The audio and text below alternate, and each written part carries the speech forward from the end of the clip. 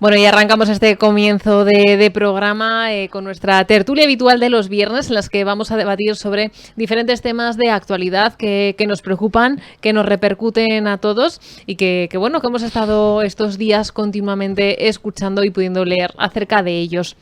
Vamos a dar la bienvenida a los tertulianos que hoy van a pasar los próximos minutos con nosotros. José Ignacio Senao, Ana Fernández, bienvenidos. Muy buenos días. Hola, buenos días. Bueno, encantados de tenerles otra vez aquí con nosotros, pues para debatir sobre estos temas de actualidad. Vamos con el primero de ellos porque ha sido esta semana el tema estrella, podríamos decir, después de este pacto de gobierno, en las que se habla de una reducción de jornada laboral.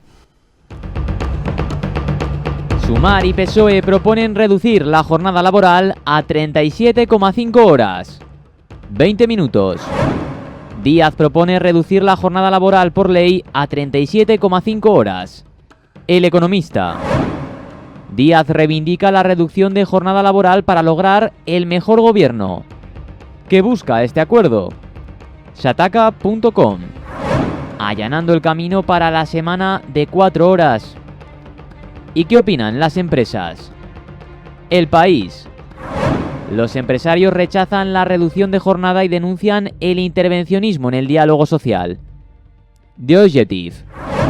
Empresarios y autónomos critican la reducción de la jornada. ¿Qué opinan nuestros invitados? ¿Estamos a 2 horas y media de ser más felices? ¿O la medida empeorará la economía?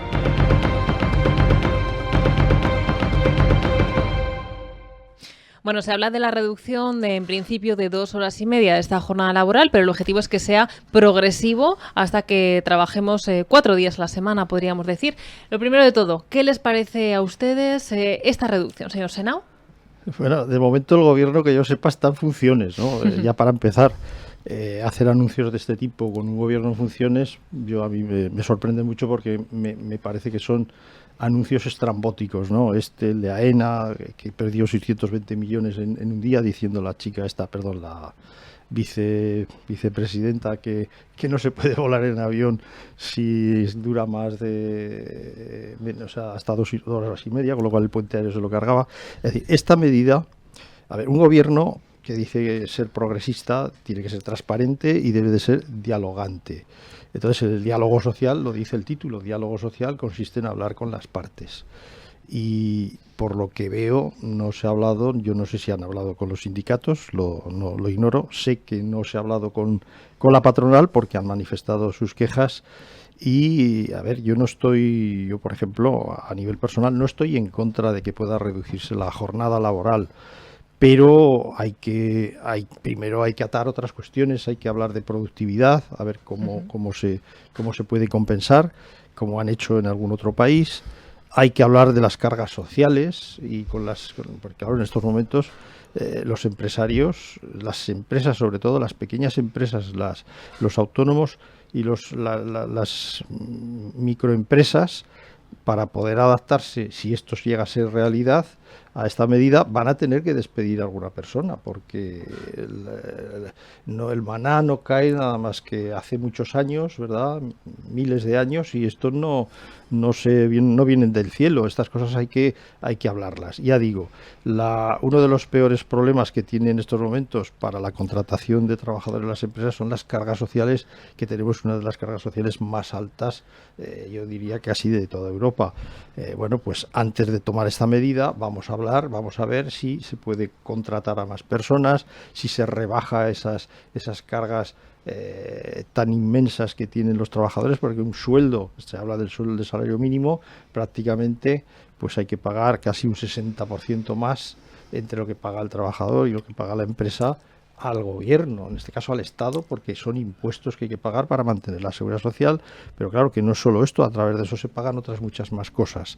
En consecuencia, me parece un anuncio electoral, un anuncio fuera de tiempo, un anuncio con un gobierno en funciones, un despropósito llegar a tomar estas medidas de consenso, entre comillas, más bien de disenso, sin ningún tipo de diálogo con los agentes sociales y especialmente con la patronal, que es quien va a tener que soportar esta carga, y ahí defendiendo que se puede llegar a una reducción de jornada laboral. Vamos, nosotros comenzamos, y supongo que a Ana le pasaría lo mismo, recordará la jornada de 48 horas semanales, y nos ha ido muy bien pues ir reduciendo todo esto hasta las 40 actuales. Pero, en definitiva, no se puede matar a la gallina de los huevos de oro, porque podemos rebajarla no a 35, a 30 o incluso a 3 días a la semana. ¿Quién va a pagar los gastos de esto? Al final se reducirán las plantillas y habrá menos empleo. Y esto va en perjuicio de la economía, del motor económico y de que España pues despegue hacia una Europa en la que tenemos que estar integrados totalmente. Pero estas medidas unilaterales me parece que solamente obedecen a una ansia de aparecer en momentos convulsos en los que se sabe que se tiene que llegar a acuerdos de otro tipo con otros partidos para poder hacer gobierno, y es desviar un poco la atención. Señora Fernández. Bueno, pues lo primero empezaré diciendo que esto no es una medida de un gobierno en funciones. Esto es una medida dentro de un acuerdo, un documento de unas cuantas páginas, por cierto, y unas cuantas medidas más que han pactado dos grupos parlamentarios, dos partidos políticos, el PSOE y Sumar, cara a la investidura de Pedro Sánchez, que es el candidato que actualmente está buscando apoyos para conseguir la investidura. Por lo tanto, entra dentro de un pacto, igual que habrá otras medidas que entrarán dentro de pactos con otros grupos políticos que necesitan para esa investidura de Pedro Sánchez. Como digo, es una medida más. Se contemplan también otras si se lee el documento, que está accesible en cualquier medio de comunicación, y que también tienen que ver con la productividad y tienen que ver con una dentro de lo que es el apartado de medidas laborales. Además de estas, hay medidas en relación con otro tipo de políticas, de servicios, de medio ambiente, etcétera, etcétera. O sea que es un documento más amplio. En segundo lugar, diré que yo considero que es un avance el ir rebajando la jornada laboral en este país, porque, como bien decía José Ignacio, había 48 horas, no sé en qué año era ya. Lo que sí sé es que las 40 horas semanales rigen en este país desde hace ya 40 años. 40 horas semanales, 40 años.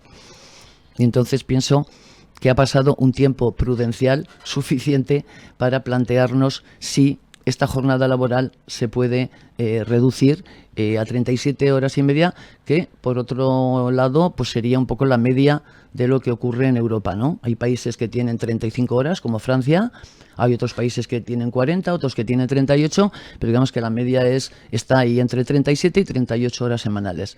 Por lo tanto, me parece, como digo, una medida razonable a favor de los trabajadores, que además va a afectar a bastante gente, pero no a todos los trabajadores, porque también hay que tener en cuenta que ya hay muchas empresas en nuestro país, en España, que ya tienen una jornada laboral de 37 horas y media. En la administración pública, yo creo que todas las administraciones, ¿no?, me atrevería a decir. Pero luego grandes empresas, empresas medianas, etcétera, etcétera, que han negociado con sus trabajadores esta jornada laboral, ya disponen de ella. Por lo tanto, bueno, no pasa nada en el sentido de que esto se amplíe al resto de trabajadores que no han conseguido, no han podido negociar directamente con su sector o con su empresa esta jornada laboral. ¿Que no se ha hecho de acuerdo con sindicatos y empresarios? Hombre, evidentemente eso lo tendrán que pactar. Es decir, es una medida que consta en ese pacto, pero que evidentemente luego tiene que ir al Congreso, a una ley, porque modificará el Estatuto de los Trabajadores y, por lo tanto, si modifica el Estatuto de los Trabajadores, se tiene que hacer por ley. Y ahí es donde entiendo yo que habrá un pacto, o al menos diálogo social con empresarios y sindicatos, para ver si realmente esto se puede implantar dependiendo de las circunstancias, ¿no? Con lo cual, como digo, me parece razonable, me parece que es un avance y pienso que sí que se tiene que seguir avanzando en este tipo de medidas.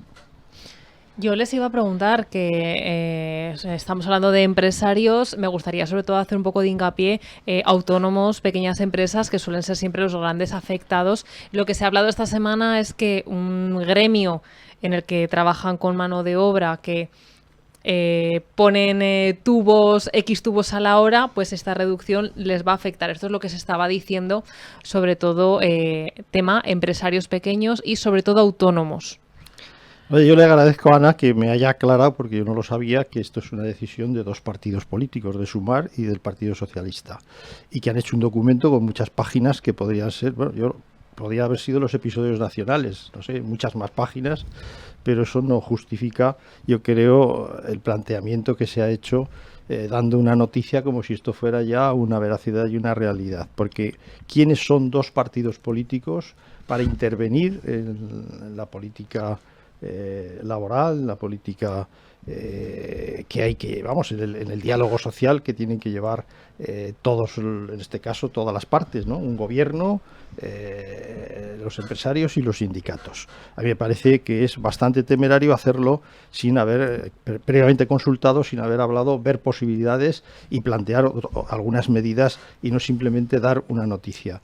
La pregunta es muy buena porque el 98% del tejido empresarial lo sostienen las pequeñas y medianas empresas, no nos engañemos. O sea, que es que, claro, Endesa o Repsol o Renault, es decir, muchas empresas, las grandes empresas, tienen más posibilidades, como tiene también el Estado a través de los convenios, es decir, de empresa o en los convenios que tienen las distintas instituciones, de ir amortiguando estos problemas en cuanto a la reducción y la productividad. Y eso lo tienen más fácil de resolver.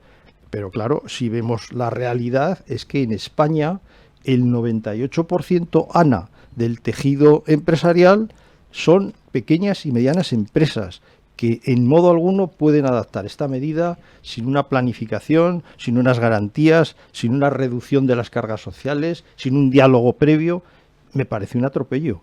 Me parece un atropello el intervencionismo, en este caso, de dos partidos políticos, que aún es más grave, porque bueno, si fuera el gobierno en funciones, casi diría, bueno, lo están haciendo, lo hace el gobierno en funciones, ya lo aclarará, pero que además sean dos partidos políticos los que se erigen para intervenir en algo tan importante, en algo que depende del funcionamiento del propio país, de la propia España, me parece bastante irresponsable.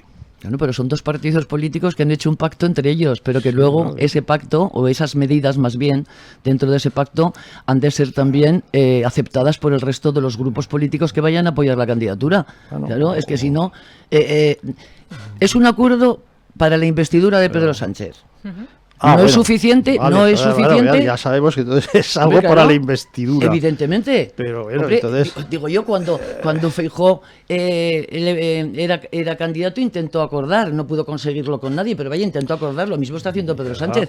Por ahora ha acordado esas medidas con un partido, pero evidentemente no tiene la mayoría. El resto de grupos políticos tendrán que decir si están de acuerdo o no. Porque si no, no conseguirá llegar. Acuerdan interviniendo en la iniciativa privada. Pero entonces esto es interviniendo, una previsión. O sea, que entonces el gobierno no puede tomar ninguna medida, digamos, que beneficie a los trabajadores. Con diálogo. Si lo llamas intervención, vaya. Con diálogo, porque yo no digo que. Es que dialogarán. Para que beneficie a los trabajadores hay que tener una garantía de que el tejido industrial, el tejido empresarial de España, que es un 98% de la pequeña y mediana empresa, no empiece a despedir trabajadores. Porque con eso no defendemos a los trabajadores. Lo que vamos a provocar es un problema, y esto hay que explicárselo a los trabajadores. Que sí, también. Que hay que explicarlo, José Ignacio, claro. Estoy de acuerdo. Igual que había que explicar que igual que se puso el grito en el cielo por parte de algunos cuando se subió el salario mínimo el año pasado, porque se iban a cerrar no sé cuántas empresas, etcétera, etcétera, por la subida del salario mínimo, y lo que resulta que en este momento tenemos más cotizantes a la seguridad social que en toda la historia de este país. 21 millones pasan, 21.200.000. Claro, entonces hay veces que hay prevención o hay para determinadas medidas que luego resulta que no son perjudiciales, sino todo lo contrario, beneficiosas. Y el tema de la jornada laboral, evidentemente entiendo yo que lo pactarán con empresarios y sindicatos. Otra cosa es que lleguen a acuerdo o no. Así lo espero. Claro. Les lanzo una última pregunta antes de cambiar de tema. ¿Creen ustedes que esto podría tratarse quizás de una táctica de voto en el caso de que fuésemos a otras elecciones en enero por parte de estos dos partidos? Bueno, esto todo es muy extraño. Yo no sé lo que va a hacer Sánchez. Sánchez sabrá lo que va a hacer él.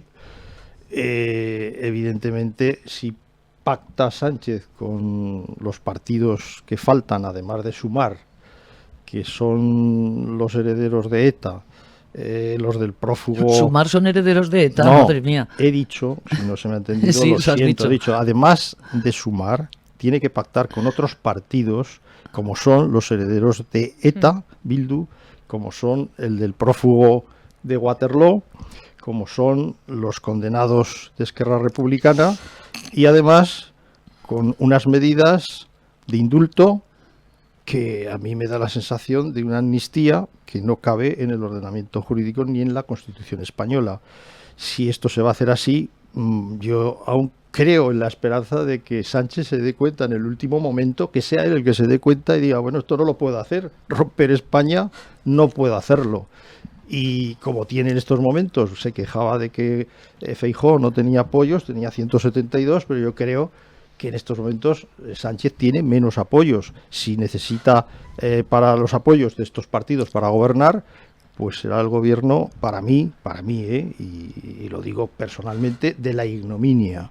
Y a partir de ahí, bueno, pues veremos a ver lo que pasa. Pero a mí me parece que este caso no se ha dado en España nunca y Sánchez aún tiene tiempo para reflexionar sobre esto.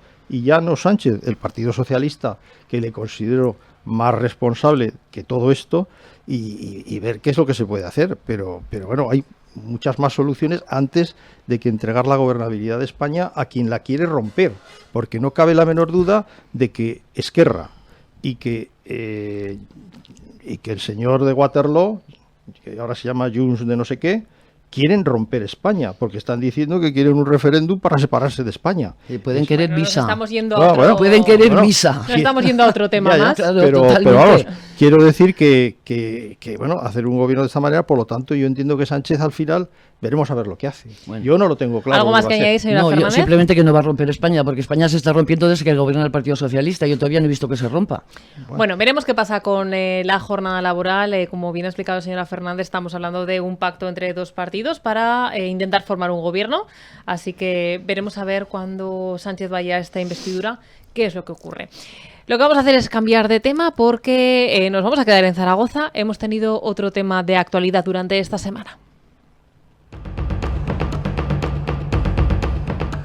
La justicia sentencia que el centro comercial La Torre Aulet no es legal. Arainfo. El Tribunal Superior de Justicia de Aragón confirma que el outlet de Picolín Torre Village es ilegal. El Periódico de Aragón. El Tribunal Superior de Justicia de Aragón declara ilegal Torre Aulet. Pero, ¿cuál es el motivo? ¿Qué futuro le aguarda al centro comercial? Lo analizamos en esta tertulia. Bueno, principalmente lo que hemos podido ver y leer durante estos días es la palabra ilegal por todos sitios. Se pide tranquilidad, sobre todo a empleados, a comercios, al público que va hasta la Torre Aulet. Pero me gustaría poner un poco en situación. ¿Qué ocurre aquí?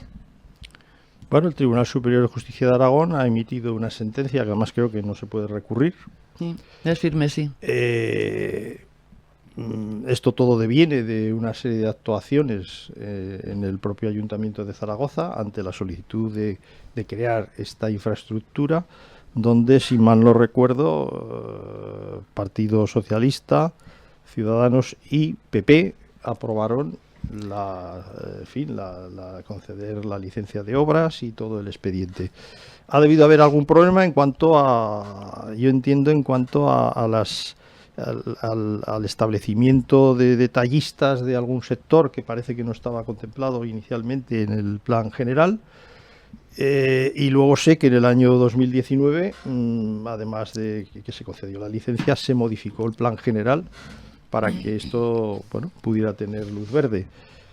Los servicios jurídicos del Ayuntamiento de Zaragoza me consta que informaron favorablemente, porque si no, no hubieran habido la mayoría de los partidos, una mayoría amplísima, ¿no? Y además de distinto signo político o sesgo político, concedieran esta licencia, y ahora nos encontramos en una situación que el Tribunal Superior de Justicia de Aragón dice que es ilegal, pero claro, es una infraestructura que está allí ya trabajando y en funcionamiento. Bueno, yo no sé lo que va a suceder, pero, hombre, yo quiero tranquilizar a los trabajadores, sobre todo, porque este caso en Zaragoza ya se dio con una infraestructura en la Plaza Utrillas, un almacén importante, un centro comercial importante, que también le sucedió lo mismo, que también es ilegal y sin embargo pues ahí está y lleva, pues yo no sé si lleva ya 14 o 15 años, no lo sé, pero bueno, veremos a ver, porque me imagino que todos los servicios jurídicos del ayuntamiento van a analizar, porque esto se conoció ayer, la situación, y a partir de ahí pues bueno, tomarán las medidas que sean oportunas, aunque ya digo, la sentencia del Tribunal Superior de Justicia de Aragón no es recurrible. Por lo tanto, nos van a dejar ahí en el limbo. Yo creo que hay una especie de limbo jurídico en el que sí es ilegal, puede ser alegal, pero es algo que está allí ya, que se va a hacer, se va a destruir. ¿Quién va a dar la orden de que eso se eche para atrás? Es que claro, es un hecho consumado, han pasado ya unos cuantos años, esta sentencia ha venido más tarde y bueno, veremos a ver, estaremos a expensas de lo que suceda. Pero digo, hay antecedentes en la Plaza Utrillas con una infraestructura de centro comercial que prácticamente pasó algo parecido. No es exactamente lo mismo, yo creo que incluso había más problemas por el problema de edificabilidad, porque además no estaba en una zona industrial, sino en una zona urbana, y sin embargo, bueno, pues allí al final pues se ha llegado a que todo el mundo conocemos lo que pasa allí, pero aquello sigue funcionando. Entonces me imagino que en aras a que primará en este caso al mantenimiento de una infraestructura, al mantenimiento de un empleo y al mantenimiento de la posibilidad de desarrollar una actividad que también supone un motor económico para la ciudad de Zaragoza. Señora Fernández. Sí, la verdad es que es un poco complicado el hacer un relato de las cosas que han ocurrido, porque para que lo entienda todo el mundo, por la complicación de los recursos, etcétera, etcétera, y las modificaciones de los planes. Pero en definitiva sí que es ese plan especial que se hizo desde el Ayuntamiento de Zaragoza para que los terrenos de Picolín pudieran se pudiera construir, no solo construir, sino utilizarlos, porque eran para uso industrial. Y lo que se permitió con ese plan especial es que el uso pudiera ser comercial y de servicios. Eso es lo que se recurrió por parte de entidades, asociaciones, etcétera, etcétera, y eso es lo que el Tribunal Superior de Justicia de Aragón ha dicho que es ilegal, y además es una sentencia firme, con lo cual ya no se puede recurrir a ningún sitio. ¿Qué ocurrió posteriormente? Que en el año 2019 el consistorio lo que hizo fue modificar el Plan General de Ordenación Urbana para incluir esos usos comerciales y de servicios en la Torre Aulet, ¿no? En lo que es el escenario ese de la Torre Aulet. Y por lo tanto, por eso se dice desde el Ayuntamiento de Zaragoza, tranquilidad, porque nosotros ya lo hicimos bien. Esto consideramos que es legal porque hemos modificado ese plan general para que se pueda utilizar en ese tipo de usos. Por lo tanto, no va a haber ningún problema. Claro, esto lo dicen en el ayuntamiento, pero hay que saber que a ese plan general también hay recursos que todavía interpuestos, que todavía la justicia no ha dicho si acepta o no acepta. Es decir, no hay sentencia en relación con esta segunda modificación del plan general. Por lo tanto, ahí tenemos una duda. Desde el ayuntamiento dicen no hay problema porque está bien hecho legalmente, pero hay que esperar a la sentencia realmente para saber si eso es así o no. En el fondo de este asunto, yo desde mi punto de vista creo que lo que hay es que, en fin, se ponen muchas facilidades, digamos, a lo que son las grandes superficies en los alrededores de la ciudad de Zaragoza, para que se construyan beneficios fiscales, etcétera, etcétera, y eso va en detrimento del pequeño comercio en lo que es la ciudad consolidada. Es decir, precisamente ha sido ECOS, la Asociación de Comerciantes de aquí de Zaragoza, la que recurrió y ahora dice, nos han dado la razón en el sentido en que nosotros recurrimos. En detrimento de ese comercio, como digo, del centro y de los barrios de la ciudad, que en los últimos tiempos, por las cifras que da ECOS, pues ha perdido 1/3 de los negocios. De 9.000 creo que habían pasado a 6.000. Han perdido 3.000 en los últimos 14 años, creo que eran las cifras que he visto. Y eso es un problema para la ciudad. Yo, desde luego, desde mi punto de vista personal, estoy totalmente de acuerdo con que hay que cuidar los negocios que hay en la ciudad consolidada antes de dedicar espacio fuera de la ciudad para hacer grandes superficies que en definitiva lo que nos hacen es que cuando se monta una gran superficie hay que cerrar otra. Porque claro, cuando se abrió Puerto Venecia, miran que quedó plaza, todo lo que había en plaza, ¿no? Y han tenido que cerrar año a año diferentes servicios. Bueno, hasta hace poco creo que éramos la ciudad con más centros comerciales de toda España. La ciudad de Zaragoza, dentro de por su tamaño y la población que tiene, pues realmente tiene un número de superficies, grandes superficies, que yo desde luego pienso que sí que es excesivo. Entonces, lo que sí que dicen los que han recurrido, los que han conseguido que la justicia les diera la razón, es, bueno, no va a haber remedio ahora con este asunto, no van a tirar la Torre Olot, porque, como bien decía José Ignacio, pasó con Utrillas y no tiraron el centro de Utrillas, porque claro, pasa tanto tiempo que cuando viene una sentencia ya es muy difícil actuar en relación con lo que se está construyendo ahí. Entonces, no van a demoler esa torre, por lo tanto no hay problema para los servicios que hay, pero por favor, que las administraciones públicas, tanto Ayuntamiento como Gobierno de Aragón, tengan en cuenta que no se puede continuar haciendo planes especiales para cuando viene una gran empresa o un gran inversor se les faciliten las cosas.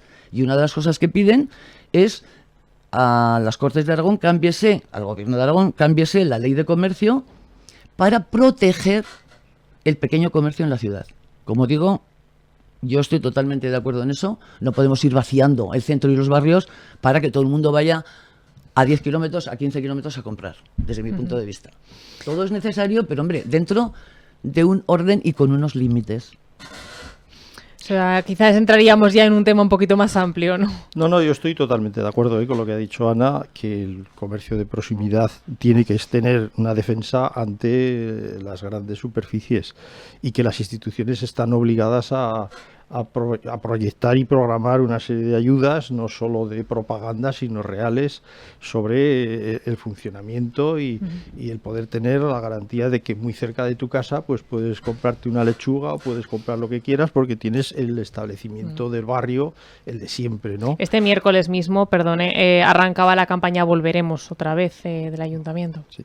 Entonces, yo sé que se han venido realizando campañas, pero bueno, tienen que ir acompasadas con la colaboración de todas las instituciones. Esperemos que ahora Gobierno de Aragón y Ayuntamiento de Zaragoza conjuntamente pues aborden una serie de iniciativas que puedan favorecer la gran pérdida de establecimientos que ha habido. No solamente, todos no son achacables a las grandes superficies, algunos sí.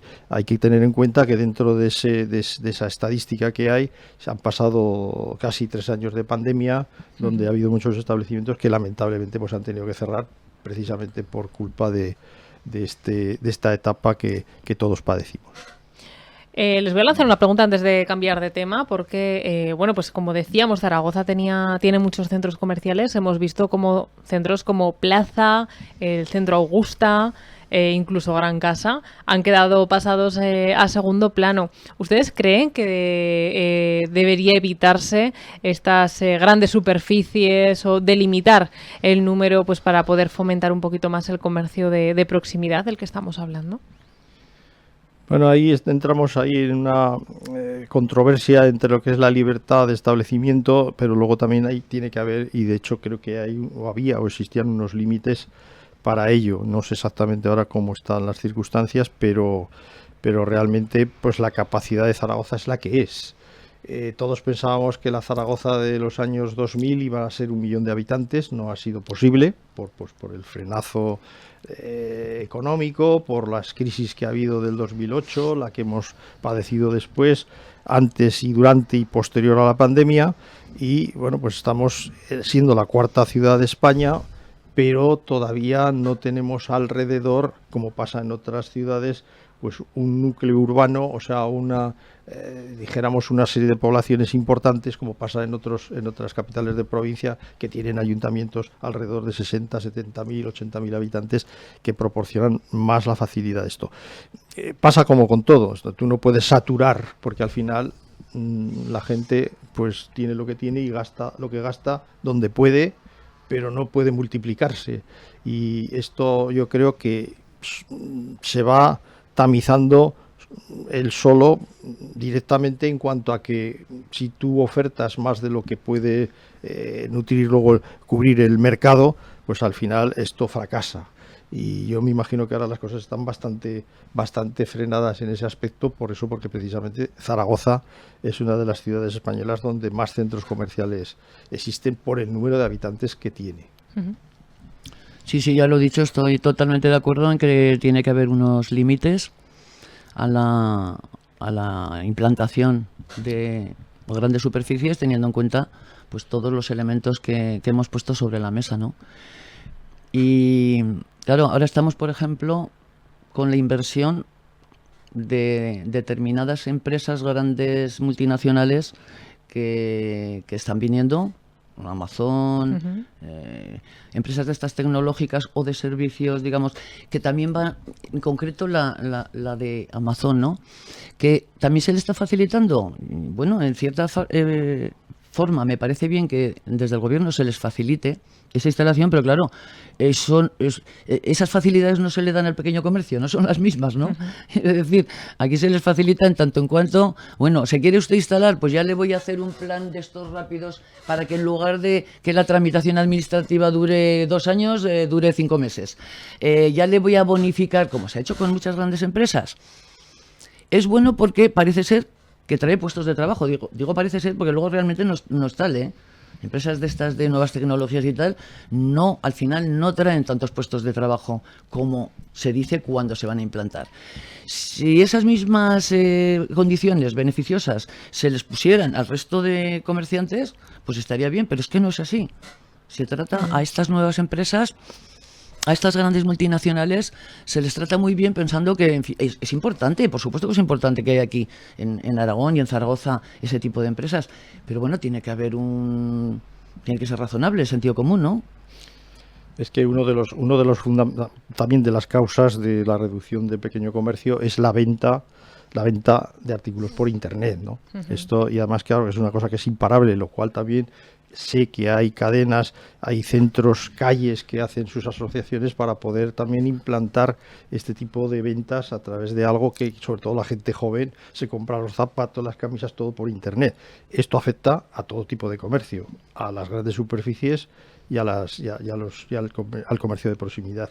Pero claro, contra esto es difícil. ¿Traen trabajo este tipo de establecimientos como Amazon? Bueno, pues sí, al final son almacenes de distribución, porque luego lo que es esto requiere poco personal. Pocos y no sabemos, puestos de trabajo, no sabemos sí. si lo hacen aquí en la India o dónde, ¿no? Sí, Porque sí. es todo a través de internet y tú compras una gorra de cuadros de no sé dónde y no sabes si te la han hecho en la India el pedido o te lo hacen en China o donde sea.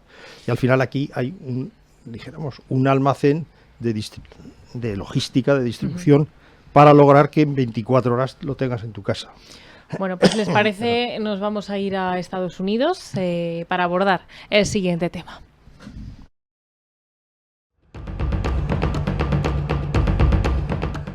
Los informativos se llenan de nuevo con imágenes de una nueva matanza en Estados Unidos. La razón. Al menos 22 muertos y medio centenar de heridos en un tiroteo. El periódico. Un pistolero mata a 18 personas y deja 13 heridos en Maine. La tercera. Masacre en Estados Unidos. Tiroteo deja al menos 22 muertos y 60 heridos.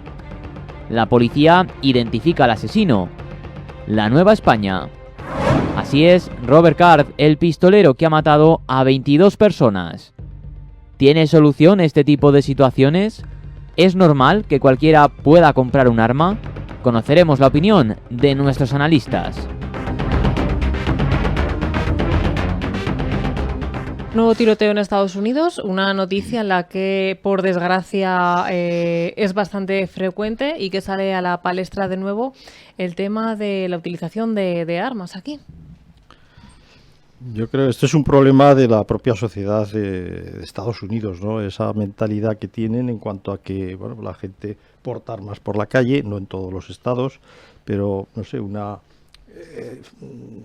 familiaridad con ellas que no es lo normal en otros países. A ver, tener licencia de armas, yo tengo licencia de armas, pero bueno, una cosa es tener licencia de armas y otra cosa es tener en tu casa un arma que yo creo que la llevan los marines, o los marines incluso puede que no las lleven tan modernizadas. Es que eso es una salvajada. Tú no puedes tener autorización para tener en tu casa un arma que pueda disparar 100 balas por cada 10 segundos. Eso es una salvajada. Y yo entiendo que esto pues debería de limitarse, y ha habido bastantes debates en Estados Unidos, y yo creo que terminarán delimitando y limitando todo este tipo de licencias.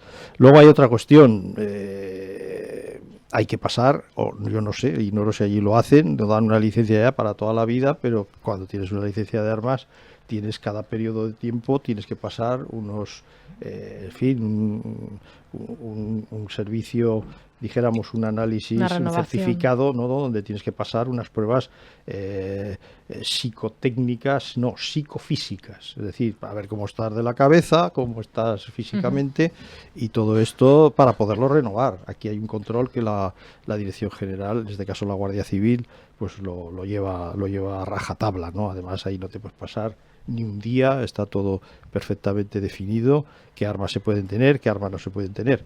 A mí me parece esto es, no sé, más propio. Yo cuando me enteré, es que me recordaba a las novelas estas de Stephen King, que además, curiosamente, es del estado de Maine, y que parte de sus novelas, casi todas, alguna parte de sus novelas transcurren en este estado, donde además son novelas de terror, de matanzas, de 100 en 100 y cosas de estas, ¿no?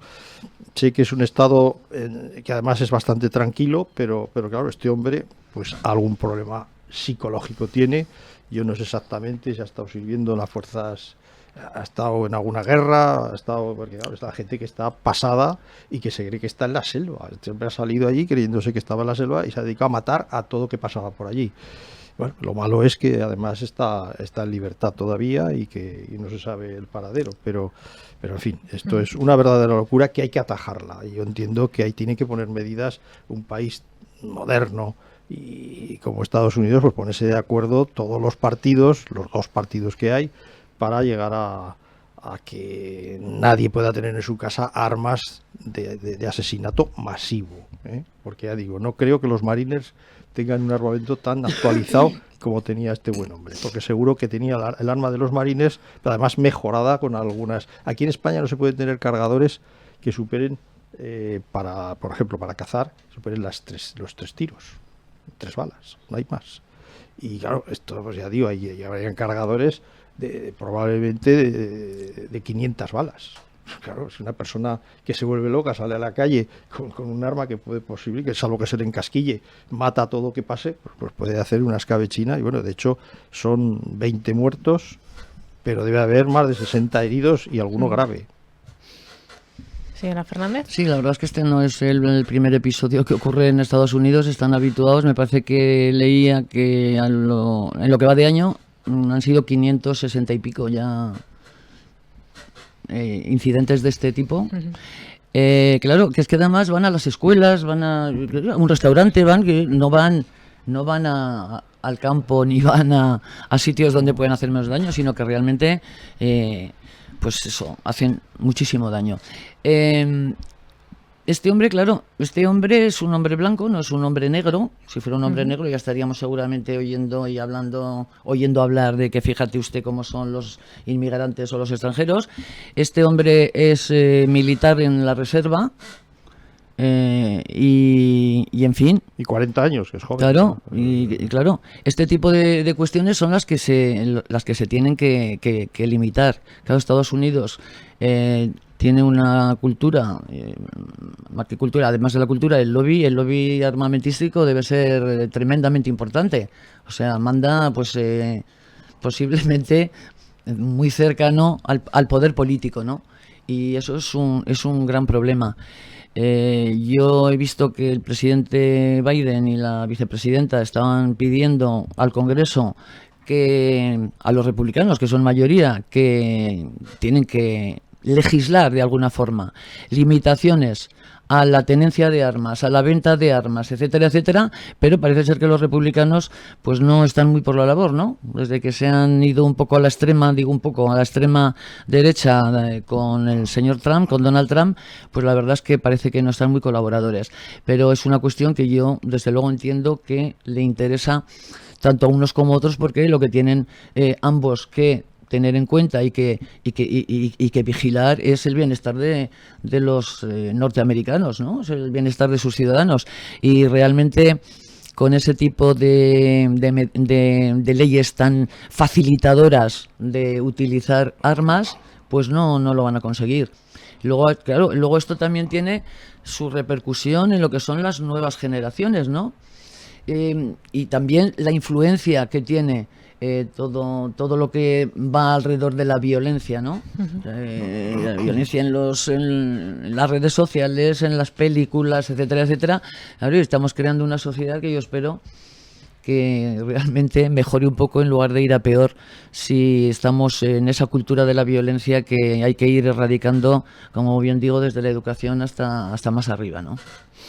¿Creen ustedes que realmente Estados Unidos debería de plantearse la prohibición del libre uso de armas? A ver, en una sociedad tan donde las armas están, yo diría que ya no tanto por mentalidad política, sino por costumbre, por usos y por... esto ha pasado en la parte este, pero en la parte oeste... es que allí no hay diferencias de pensamiento político, es que allí las armas son como, es que hay boutiques, yo estaba allí, hay boutiques donde, grandes establecimientos donde te venden todo tipo de armas, y al que tiene la nacionalidad estadounidense, por supuesto, y si tú la compras, luego ya verás qué haces en tu país, pero es que solamente dejas tu nombre y no te piden nada más, la pagas y te llevas esta arma que has aparecido ahí o 50 más potentes, es decir, hay un verdadero negocio a través de esto, pero también hay una mentalidad que, no sé, aquí hay gente que a lo mejor le gusta tener un coche más grande, un coche más pequeño, pues allí a ver quién tiene un arma más grande o un arma más rápida o la última que haya podido salir en el mercado, ¿no? Y digo, hay establecimientos que son como butillo. Yo creo que Ana también lo habrá visto, te sorprende ver aquello, y dices, bueno, ¿y aquí qué te pide? No, oiga, ¿qué quiere usted? ¿Cuántas se quiere llevar? Las pagas, te toman nota, creo que no comprueban demasiadas cosas y las pagas y te las llevas. Claro, esto yo creo que tienen que controlarlo, porque se está demostrando sobre todo que esto no es una cosa aislada, que la gente, bueno, sobre todo allí hay muchos millones de habitantes, y el porcentaje de que gente, y sobre todo estas personas que han sido militares, que yo me imagino que han pasado pues por periodos psicológicos fuertes e importantes, porque solamente hay que ver las películas estas de guerras, y ahora las guerras que tenemos, pues que todo esto luego hay que controlarlo, porque esta gente pues se van de cabeza y hacen pues lo que la salvajada que ha hecho este hombre, como mañana lo puede hacer otro. Por lo tanto, harían bien en ponerse todos de acuerdo y limitar, reducirlo al máximo posible, porque habrá cazadores y habrá gente, y no se puede pasar del todo al nada, porque entonces sería contraproducente y habría un mercado negro, que de hecho también lo debe de haber. Pero, hombre, limitar a una cuestión más sensata y más racional, yo creo que están obligados por todos los casos que están sucediendo, y además entran, como decía Ana, a los sitios más indefensos, a los colegios, a los restaurantes donde la gente está desprevenida, y es que con una ráfaga que pasen así, que se cargan a 10 o 12. Señora Fernández, ya acabaremos con usted. Sí, no repetir lo mismo, que es necesario limitarlas desde mi punto de vista. Limitar es complicado y difícil, por lo que digo, porque es un gran sector potente a nivel económico y tiene muchos defensores, pero a nivel político tienen que intentar llegar a un acuerdo para limitar en lo más posible, y fundamentalmente pues este tipo de personas que han estado que haya más control, exactamente, que haya más control. Porque claro, si este señor tiene problemas mentales, que no lo sabemos, eso es lo que dicen, hombre, pues no puede tener un arma en su mano, ¿no? Si hubiera realmente un control en relación con quién porta ese tipo de armamento asesino, sí. Bueno, pues lo vamos a dejar aquí con esta triste noticia que nos pilla un poquito lejos, pero que estamos viendo continuamente en los medios de comunicación y que no podíamos dejar de abordar. José Ignacio Senao, Ana Fernández, gracias por estar un día más con nosotros. Muchas Buenas gracias, como tardes. siempre. Bueno, y esperamos a todos nuestros espectadores que hayan disfrutado de estos temas a tratar de esta tertulia, que hayan conocido las opiniones de nuestros colaboradores y nos vemos en el siguiente programa.